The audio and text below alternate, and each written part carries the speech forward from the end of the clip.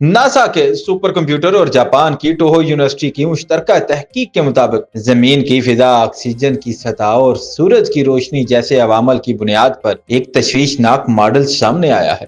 یہ ماڈل بتاتا ہے کہ زمین کی قابل رہائش مدت تقریباً 1 ارب سال کے اندر ختم ہونے والی ہے۔ ماڈل کے مطابق نہ صرف زندگی کا اختتام ہوگا بلکہ زمین کی رہائش کی حالت اتنی خراب ہو جائے گی کہ معمول کی زندگی بھی مشکل ہو جائے گی۔ اگرچہ یہ پیش گوئی فوری نہیں، مگر یہ سائنسدانوں کے لیے تشویش کا باعث ہے۔ اس تحقیق میں سورج کی روشنی میں بتدریج اضافہ، فضائی آکسیجن کی کمی، موسمیاتی تبدیلیاں اور زمین کی اندرونی حرکات جیسے عوامل کو شامل کیا گیا ہے۔